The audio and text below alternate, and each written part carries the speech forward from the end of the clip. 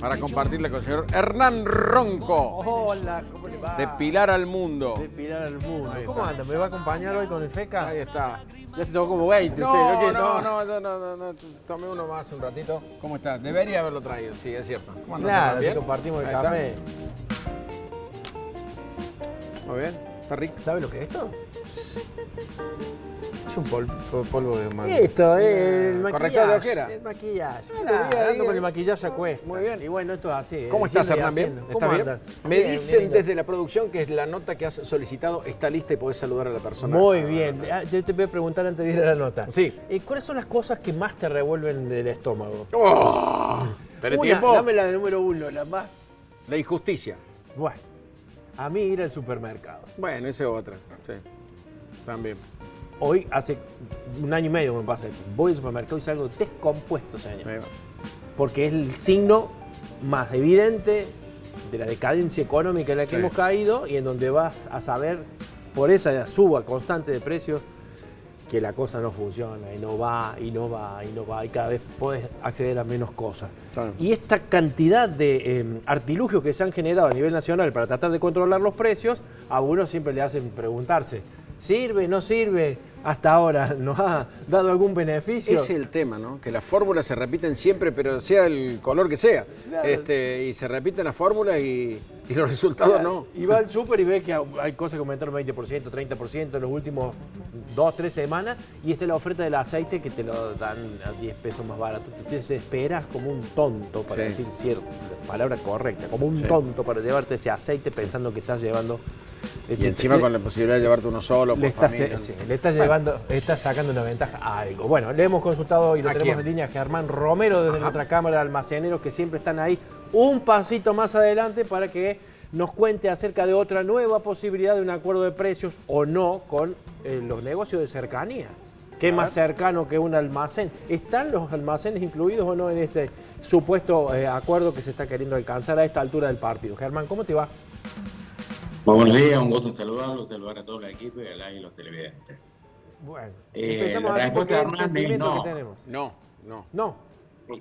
No, a ver, en la teoría, en los papeles, lo que se hicieron en Buenos Aires, insisto, en la teoría, en el plano inicial, como tantas veces, pero están en la nube, no hay nada, no hubo ningún contacto con el interior del país, no solo la Cámara nuestra, es decir, el Centro de Almaceneros y Comerciantes Minoristas de Córdoba, sino que en el interior del país no hubo ninguna convocatoria, no sabemos cuál es la idea de qué manera se va a instrumentar, pero como siempre se hace en Buenos Aires y nace y muere en Buenos Aires, ¿no? Porque a la vez estamos en un contexto muy difícil, un contexto inflacionario, donde controlar precios realmente parece utópico.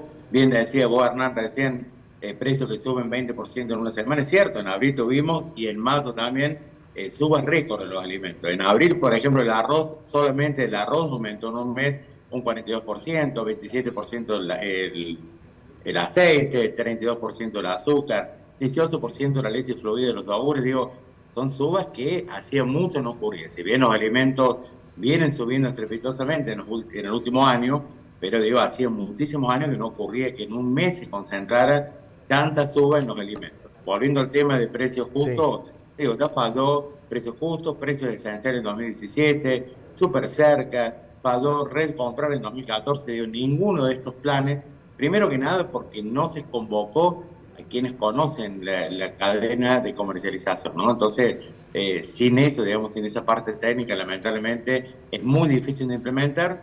Y bueno, insisto en que hay una necesidad de parte del Gobierno Nacional. Nuestra institución realizó 7 pedidos de audiencia con el secretario de Comercio Interior, Matías Tombolini, Sí. con efecto cero. No nos respondieron, no nos atendieron, y eso obviamente que muestra las claras, no que haya intencionalidad, sino que es muy centralista.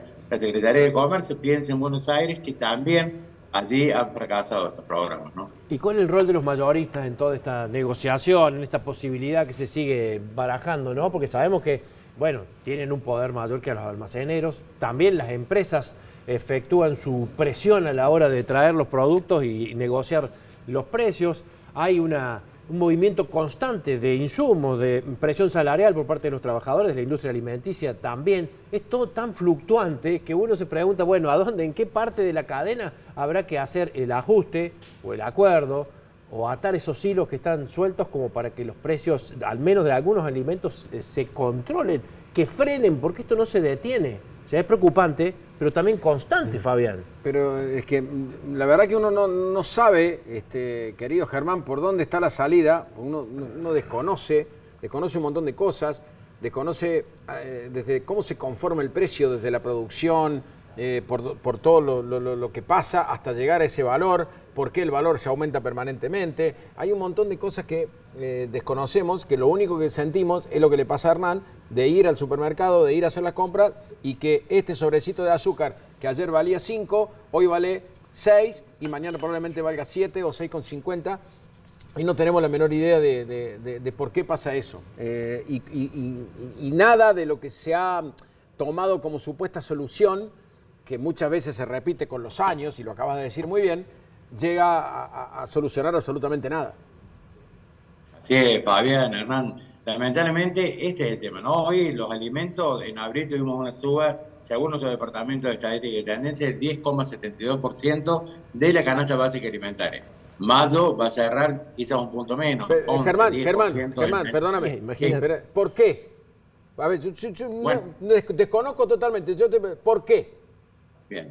Bueno, porque estamos en un contexto inflacionario, Fabián. A ver, el tema es que para procurar frenar la inflación no es de abajo hacia arriba, no es desde el almacén para la cadena de arriba. Vos recién me preguntabas, Hernán, el rol del motorista, y sería fundamental en un programa de esto. Lo que ocurre es que, también ustedes decían recién, en un contexto inflacionario, efectivamente, primero que nada, los salarios se tienen que ir actualizando, las paritarias se van ajustando cada 2 meses, se revean el tema salarial. El tema tarifario, un gobierno que, a ver, más de si está bien o no, el contexto no es el exacto como para haber hecho la quita de subsidio. Esa quita de subsidio en los servicios, efectivamente, también impacta en la producción, en toda la cadena de comercialización. Digo, todo eso hace. Ahora, la inflación viene en principio de arriba. Una inflación se genera cuando se emite de más dinero, cuando el gasto público es grande, digamos, es de arriba hacia abajo donde puede comenzar a frenar la inflación, algo que el gobierno nacional lamentablemente no ha hecho. Un parche, intentar poner un parche que no ha funcionado, cuando decimos, a ver, ¿cómo hacemos para que los alimentos estén? Yo les cuento que sea con mala intención, por especulación o por necesidad, que yo nunca lo voy a justificar, ni nuestra institución tampoco, cuando el gobierno obliga a las empresas que pongan una serie de productos en un programa determinado, sea precios cuidados, precios justos, sí, como lo nos mencionen, efectivamente las empresas, a ver, vamos a poner un ejemplo, la leche marca tal, entera por 1 litro, sí, tiene que costar 200 pesos. Bien. Y eso es lo que lo van a vender las grandes cadenas de supermercados y los hipermercados. De pronto la empresa dice, mi costo no da, o quiere, digamos, Argentina tiene una mala praxis en eso. A la leche se le agregan una vitamina o le ponen 1 gramo más, 1 centímetro cúbico menos, sí, de pronto queda fuera del programa. Bien. Eso lo hemos visto a lo largo de los años, ¿no? Es decir, te cambia el packaging, yo hago otro producto, dijo lo mínimo para precios justos o para como se llama el programa, pero el otro producto se escapa del programa.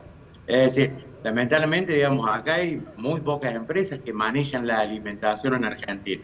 Y eso, bueno, permite que las empresas puedan hacer a veces algunas acciones antojadizas en perjuicio del programa. Pero insisto que, al menos el contexto inflacionario, tiene que ver con que hoy la realidad es que los productos prácticamente no se entregan. No estamos en un desabastecimiento, pero está cuantificado a la mínima expresión las entregas. Sí, un comercio, por ejemplo, se nutre de 5 cajas de aceite por semana, 60 aceites para cubrir su pequeña unidad comercial de aceite a sus clientes. Claro. Resulta que hoy el motorista, porque la industria también retasea, le está entregando al comerciante 1 caja por día. Entonces le obliga al comerciante a volver al día siguiente con un nuevo precio.